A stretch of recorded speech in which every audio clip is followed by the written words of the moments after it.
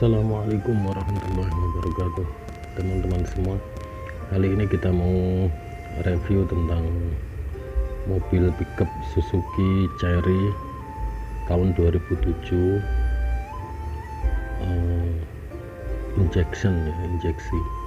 Sebenarnya saya cari-cari artikel itu, ternyata Cherry pickup itu kerjasama dengan Colt SS. Itu kenapa bentuknya hampir sama,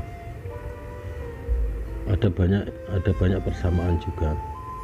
Ya udah, langsung kita review ya guys ya, teman-teman ya.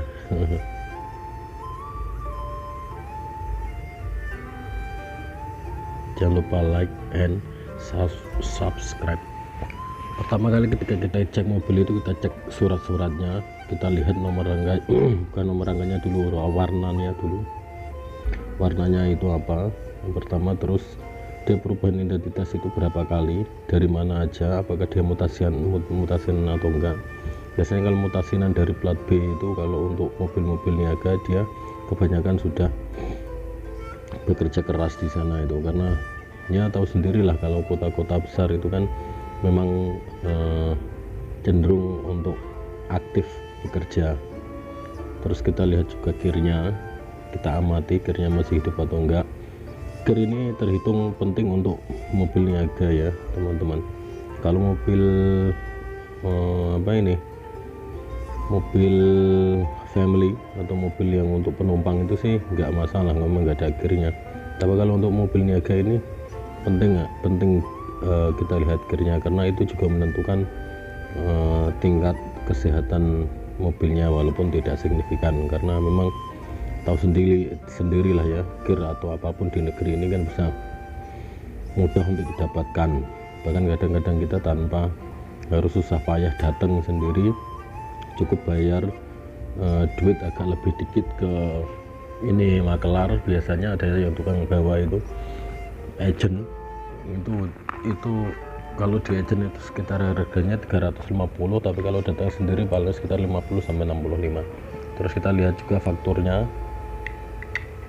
Faktur ini penting teman-teman ya.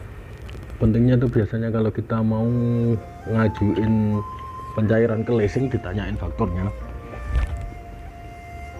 Kalau nggak ada fakturnya itu juga harus dibikinin, dan bikininnya lumayan itu, sekitar 1 jutaan. Saya pernah bikinin faktur abal-abal itu sekitar 1 jutaan.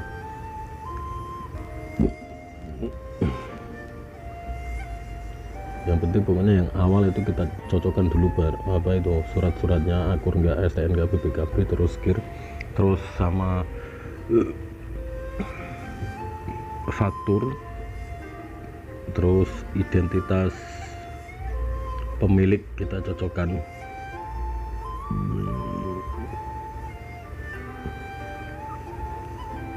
Kalau dirasa sudah akur ya gini, karena kita harus hati-hati juga nyocokin ini teman-teman, karena sering juga saya temui beberapa buku-buku kendaraan itu kayak BPKB, STNK itu yang abal-abal. Kalau kita cocokkan dengan nomor rangkanya, kadang-kadang itu nomor rangkanya bukan kurang pas ya, mungkin karena memang diganti karena diganti ada yang aneh gitu. Saya juga pernah ketemu teman yang membeli mobil itu kayak nggak diteliti ya, tahu-tahu sampai rumah itu setelah pas mau nyambungin, setelah mau disambungin itu ternyata nggak bisa disambungin karena bukan suratnya gitu, atau mobilnya bermasalah. Ya naudzubillah min dzalik, jangan sampai. Kita lihat baknya, yang paling penting itu sebenarnya ini sasis itu ada titiknya teman-teman ya, ada titiknya yang asli dari showroom dulu, atau dari pabriknya itu ada titiknya, dikit-dikit titiknya itu di bagian bawah, bagian pinggir bawah sasis itu ada titik-titik urut. Kalau titik-titiknya itu masih ada, nah itu titik-titiknya itu masih ada, berarti sasisnya itu belum pernah dilas atau belum pernah diutak-atik.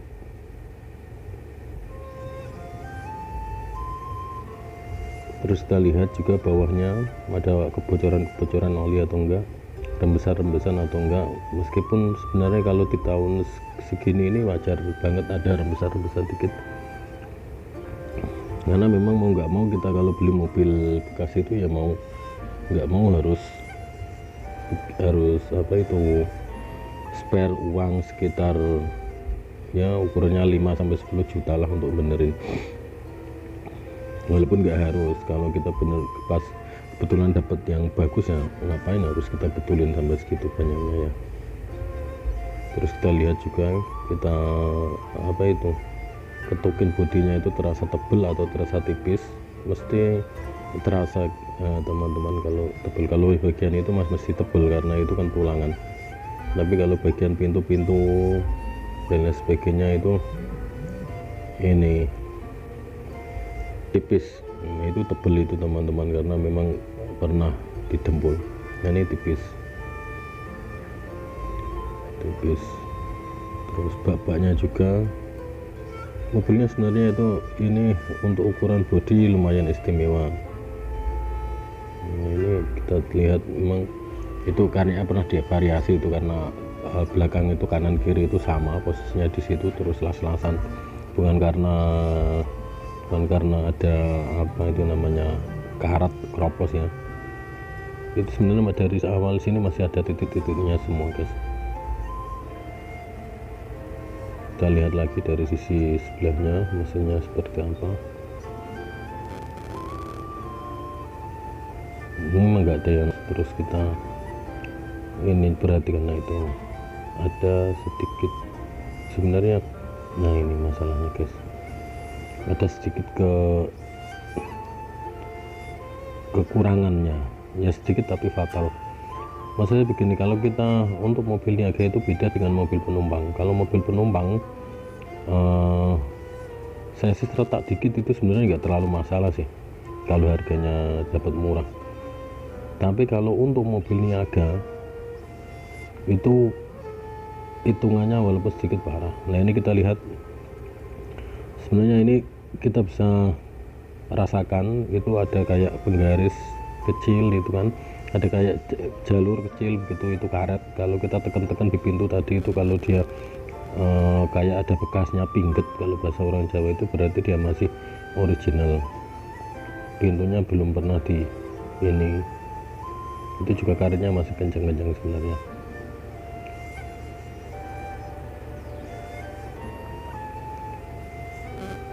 Karetnya masih, saya coba juga tanya tentang histori dari mobil ini seperti apa dulunya sama orangnya langsung, sama yang punya. Tapi saya juga kurang yakin itu benar yang punya atau enggak, juga kurang yakin ya. Ataukah orang yang punya mobil ini menyerahkan sama dia, kadang-kadang juga begitu.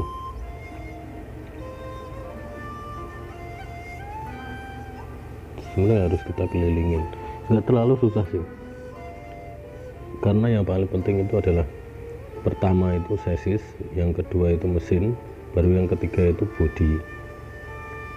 Beda dengan mobil penumpang. Mobil penumpang itu biasanya yang pertama itu bodi, yang kedua mesin. Walaupun chassis itu juga pengaruh sih ya, chassis juga utama sih sebenarnya, cuma lah ini yang saya masuk di pintu ini yang saya kue itu loh, itu kayak garisan itu kalau itu masih terasa empuk, nggak keras kayak besi, masih ada pingget-pinggetannya itu kayak karet. Kalau di kue pakai kuku itu berarti masih ori. Ini masih ori sebenarnya kanan kiri guys, teman-teman, cuma dia ada dempulan tadi aja pintunya. Ini sebenarnya kalau soal bodi sih aman, insya Allah nggak terlalu bermasalah. Ada keroposnya di bawah sedikit, cuma ya bisa ditolerir lah tahun segitu kok. Terus udah ditambal juga. Kita lihat lagi mesinnya, kering ya mesinnya.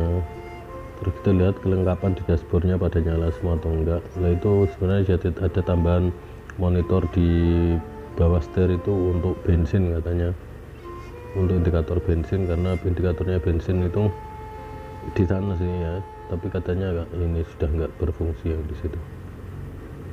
It's okay lah, kalau soal itu oke sebenarnya, nggak terlalu bermasalah. Kita lihat nyala semua enggak.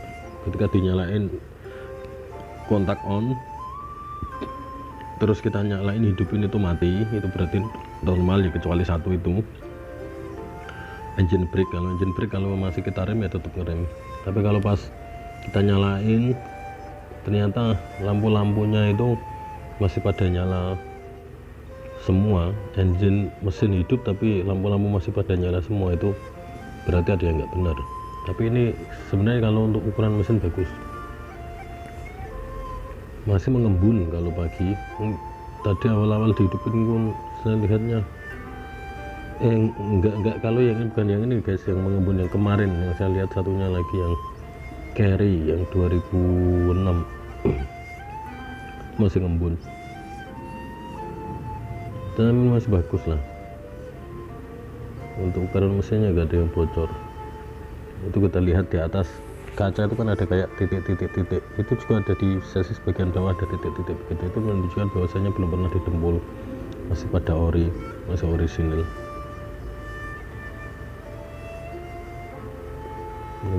Kita lihat juga, walaupun catnya ini sudah nggak ori, dan alhamdulillahnya orangnya ini ya, jujur orangnya, masnya ini bilang bahwasanya memang udah dicat ulang gitu.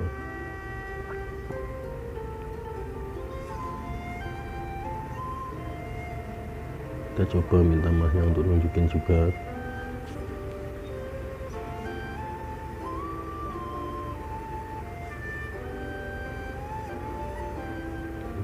Nah, ini masnya juga ditunjukin itu yang bagian itu. Nah, itu pernah didembul. Nah, itu pernah didembul, dia terasa tebel.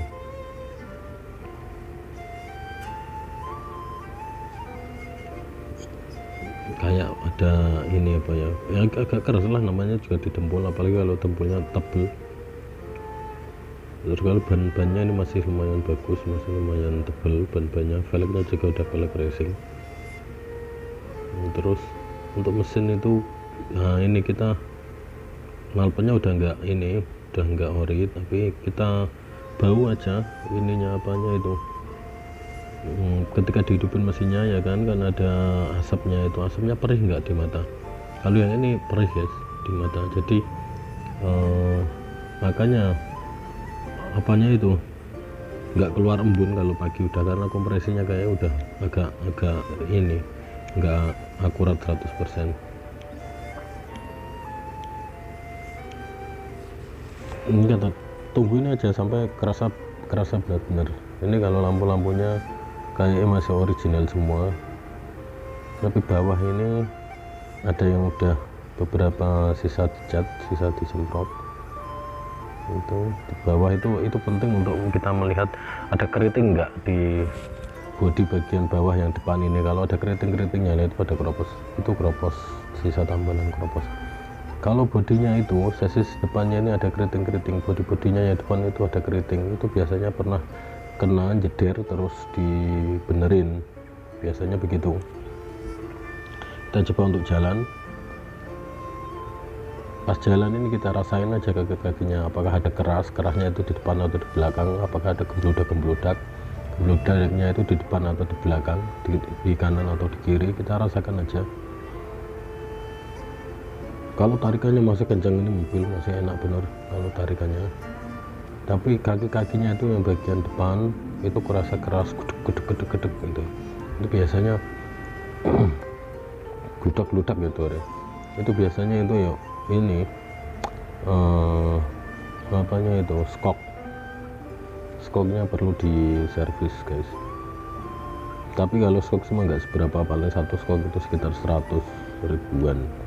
Kalau skok kalau benerin di Pati ini, di daerah Gunung Rawo, itu ada skok paling terkenal di daerah Pati, Kudus, Demak, terus Rembang itu aja sering ke situ karena memang murah dan bagus, terus dia berani garansi 6 bulan. Kalau sampai 6 bulan itu skopnya rewel, dia ke situ gratis lah kita yang udah dibenerin itu. Ini sebenarnya enak guys, tapi ya itu tadi pertimbangan yang paling utama, karena mobil ini mobil niaga, maka yang harus kita pegang atau yang kita ini buat acuan utama adalah chassis yang utama, karena chassis ini juga mahal. Terus takutnya itu kalau dibuat di jalan nanti ada patah itu, ya Allah, jadi kalau sampai patah itu kan repot kita juga guys, mutek. Tapi kalau untuk tarikannya masih enteng banget, terus portioning juga masih enteng banget, masih enak dihidupin juga, sekali starter jreng enak. Cuma pertimbangannya itu tadi. Ini sebenarnya kalau mau dibeli ya memang bener-bener benerin skop. Kalaupun ganti skop baru paling satunya ya sekitar 500, ada yang sampai ada yang 1 juta tergantung skopnya sih guys. Ada yang murah-murah juga sih, ada yang 200, paling bekas-bekas itu ya paling 150-an. Kalau skop mah nggak terlalu pengaruh, yang paling penting itu chassis, terus mesin, baru bodi. Pastikan juga surat-suratnya akur. Kalau nomor mesin itu ada di bawah kalau Suzuki Carry, kalau nomor rangka ada di bawah jok supir kalau untuk Suzuki Carry. Sekian dulu ya guys, terima kasih. Bila taufik wal hidayah. Assalamualaikum warahmatullahi wabarakatuh. Jangan lupa like, subscribe, and comment, share. Bye bye.